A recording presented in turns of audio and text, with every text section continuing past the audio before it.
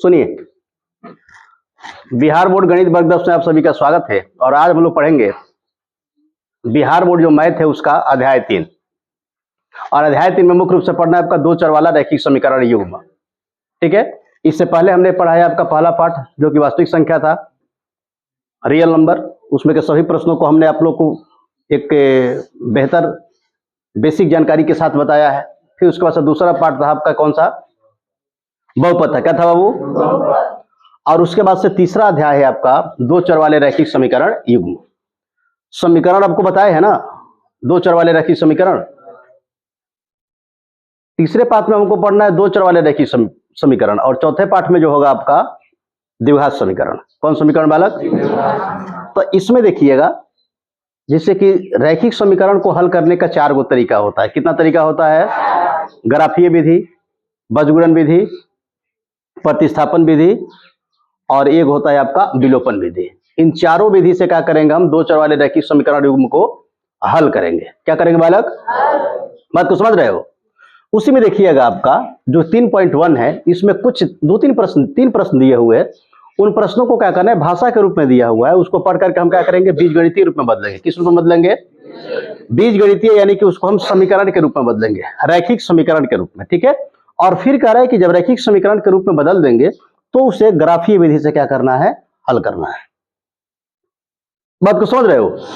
तो प्रश्न पे आते हैं, देखिए इसको आप लोग ध्यान से। करे कि अवताब अपनी पुत्री से कहता है, अवताब किससे कह रहे हैं बाबू? अवताब अपनी पुत्री से कहता है, 7 वर्ष पूर्व मैं तुमसे 7 गुनी उम्र का था। 7 वर्ष पूर्व मैं कितना उम्र का था तुमसे? और अब से 3 वर्ष बाद मैं तुमसे केवल 3 गुनी उम्र का रह जाऊंगा। अब से 3 वर्ष बाद मैं क्या होऊंगा?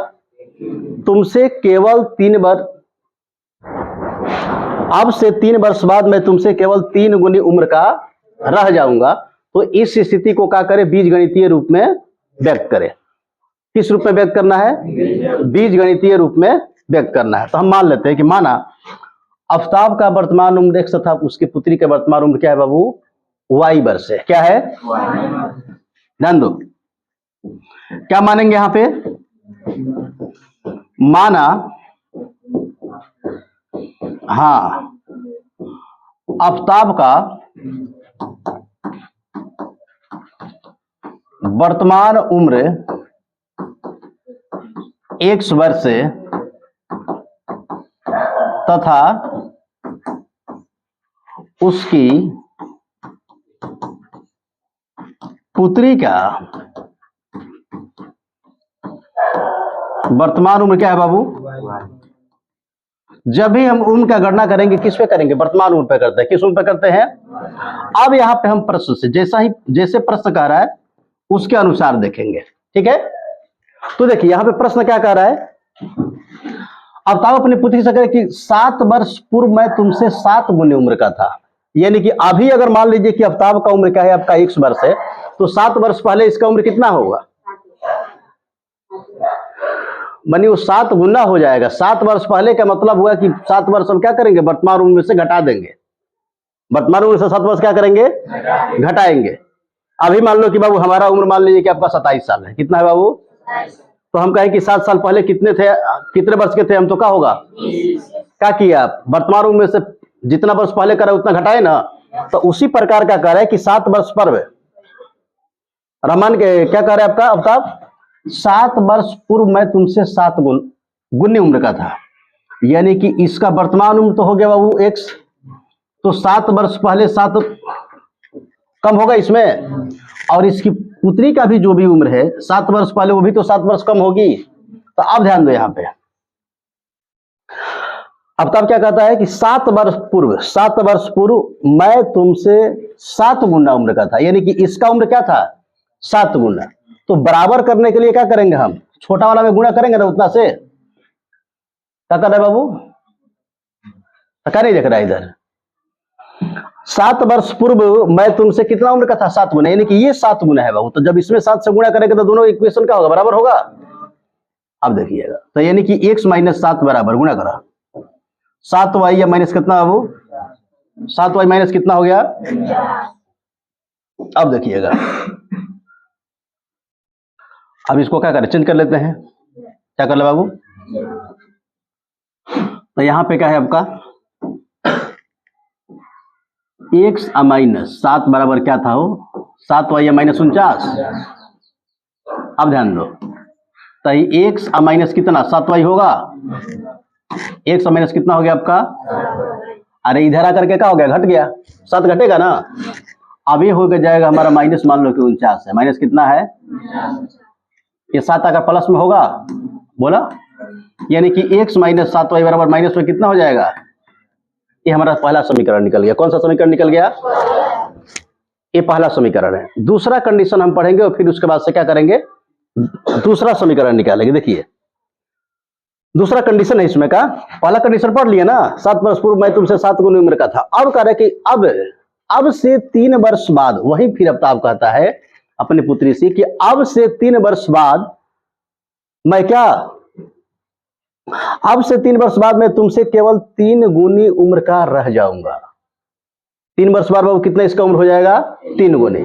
तो बाद कहेगा तो बाबू क्या होगा, वर्तमान समय में जुटेगा, और पहले कहेगा तो वर्तमान समय में क्या होगा आपका। अब लिखेंगे यहाँ पे पुनः प्रश्न से, पुनः कौन सी बाबू, तो पुनः प्रश्न से क्या होगा, 3 वर्ष बाद कह रहा है, यानी कि 3 वर्ष बाद जो भी अफ्ताब का उम्र है 3 वर्ष बाद क्या होगा, उसके वर्तमान उम्र में 3 वर्ष जुटेगा, तो उसके पुत्री में भी जुटेगा, बोला, यानी कि y प्लस क्या हो गया बाबू। अब कह रहे कि आज से 3 वर्ष बाद में तुमसे केवल क्या होगा, 3 गुनी उम्र का, क्या बोल रहे हो, वो तो अब थोड़ा सा घर पे चले जाओ, उसके बाद से फिर वहीं पे होंगे वो लोग, लाइएगा। x प्लस 3 हो गया, और लड़की का उम्र कितना हो गया उसके, तो कह रहे कि अब 3 वर्ष बाद मैं तुमसे केवल 3 गुना उम्र का, यानी कि ये 3 गुना है, तो इसमें बाबू हम 3 से गुणा करेंगे तभी तो बराबर होगा, बोला। x प्लस 3 बराबर क्या हो जाएगा, 3y, अब प्लस कितना, यानी कि x माइनस 3y बराबर कितना 9, और 3 जाके घट दी बाबू, बोलिए।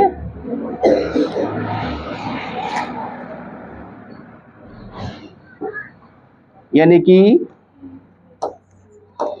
x माइनस 3y बराबर कितना बाबू, देखो तो समीकरण युग में दे रहा है क्या, समीकरण युग में दे रहा है, पहले का दे रहा है कितना आपका x माइनस 7y बराबर 42, और दूसरा का दे रहा होगा x माइनस 3y बराबर 6, ठीक है, इतना चेक करो तो। हाँ 3.1 का पहले का पहला क्या दे रहा है बाबू, सही है समीकरण युग में। अब देखिएगा समीकरण तो हम निकाल लिए, लेकिन अब यहां पे कह रहा है कि इसको क्या करें, ग्राफीय विधि से हल करें। तो ग्राफीय विधि से जब हम हल बताएंगे तो आप इस समीकरण को क्या कर लीजिएगा, हल कर लीजिएगा। अभी हम सिर्फ क्या करते हैं, इसको बीज गणितीय रूप में ही व्यक्त करते हैं। बात को समझ रहे हो, बोलिए। तो अब हम दूसरा प्रश्न ले लें इसमें, जब ग्राफीय विधि से हल बताएंगे ना आपको, इसी अध्याय में आएगा। अभी क्या बनी, दूसरा सवाल किधर गया, नीचे आ गए बालक, कितना नीचे है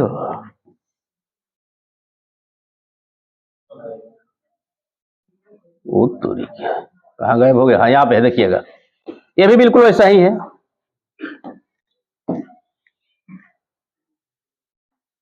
ध्यान दीजिए,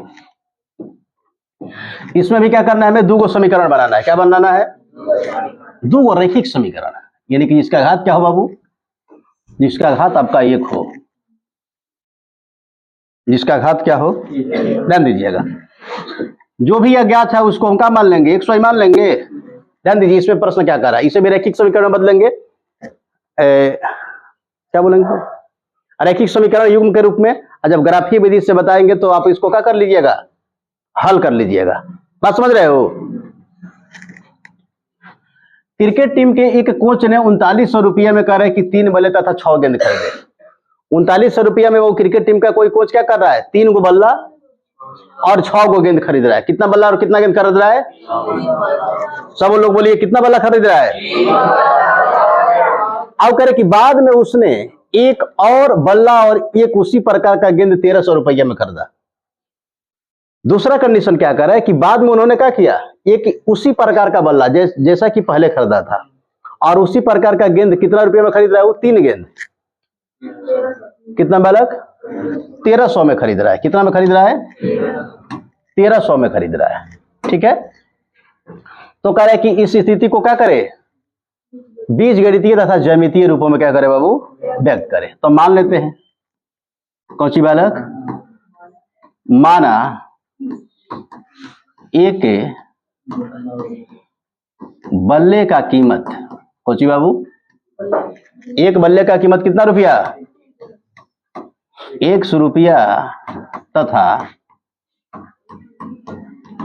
एक गेंद का कीमत, एक गेंद का क्या है बाबू? प्रतीक दे देते हैं यहाँ पे, y रुपया है। कितना रुपया है? अब यहाँ पे होगा आपका प्रश्न से, किससे बालक? 100 रुपया में हम एक बल्ला खरीद रहे हैं। 100 रुपया में कितना बल्ला? तो 3 बल्ला का बाबू क्या दाम होगा? 3x नहीं होगा? बोलिए। तब इसको हम देखिएगा, एक बल्ला का x तो 3 बल्ले का कितना? एक गेंद का बाबू y रुपया, तो 6 गेंद का कितना? बराबर कितना बाबू? दोनों को मिलाकर कितना पैसा दे रहा है? कितना पैसा दे रहा है? तो नहीं हो गया 3x + 6y बराबर कितना? बोलिए। एक बल्ले का कीमत 100 रुपया है, तो 3 बल्ले का कीमत कितना? प्लस से एक गेंद का कीमत y रुपया, तो 6 गेंद का कितना बाबू? दोनों को प्लस करेंगे, करें नहीं कि दोनों मिलाकर के 39 रुपये दे रहा है। तो पहला हमारा कंडीशन क्या हो गया? 3x + 6y बराबर कितना बाबू? 3900। 3x + 6y बराबर कितना हो गया? पहला समीकरण बन गया। और फिर क्या लिखेंगे यहाँ पे? पुनः प्रश्न से, कौची बालक? पुनः है प्रश्न से। अब क्या कर रहा है कि उसी प्रकार का एक बल्ला, बल्ला को खरीदा है एक बल्ला, तो एक बल्ले का कीमत कितना होगा? एक बल्ले का कीमत कितना होगा? क्या नहीं बोल रहे सब रे? एक बल्ले का कीमत कितना होगा? लिखे ना यहाँ पे कि एक बल्ले का कीमत 100 रुपया है। तो एक बल्ले का कीमत एगो खरीद रहा है ना, अब प्लस से कौ गेंदा खरीद रहा है? एक गेंदा का कीमत कितना है? तो 3y होगा। अब बराबर कितना? कितना होगा? नहीं, दूसरा कंडीशन बन गया। तो यही हो गया कि आपका बाबू बीजगणितीय रूप में। किस रूप में हो गया? ज्यामितीय रूप में, यानी कि ग्राफीय विधि से। अब इसको देखेंगे जब हम आपको ग्राफ बताएंगे कि ग्राफ को कैसे बाबू खींचा जाता है, कैसे इसका हम भुज और कोटि निकालेंगे, निर्देशांक कैसे निकालेंगे, तब आप क्या कीजिएगा? इसको ग्राफीय विधि से हल कर लीजिएगा। समझ रहे बात को? तीसरे प्रश्न पे चले। तीसरा प्रश्न देखिएगा। तीसरा प्रश्न भी इसी तरीके से है, आसान है वो भी। ध्यान दो इधर।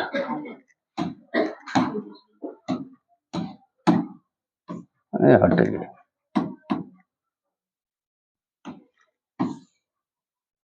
देखिए, तीसरा प्रश्न भी उसी तरीके से है। किस रूप में बदलना है इसको? इसको ही वो बीजगणितीय रूप में व्यक्त करना है। किस रूप में व्यक्त करना है?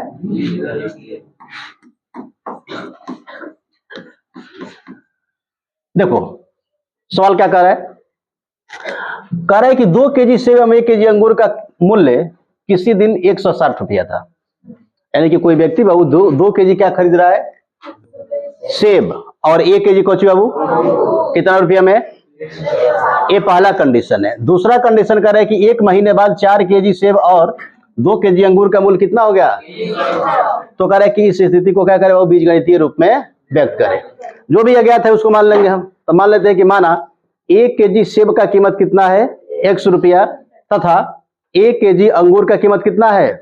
y रुपया। तो लिखेंगे यहां पे, माना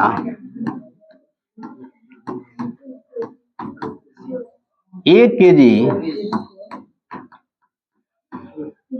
सेब का कीमत कितना है बाबू? अरे तो 1 केजी का मान ना बाबू पहले, तब ना उसमें गुणा करके 2 केजी कर लीजिएगा। 2 केजी के मन में कह ली। 1 केजी सेब का कीमत कितना है? तथा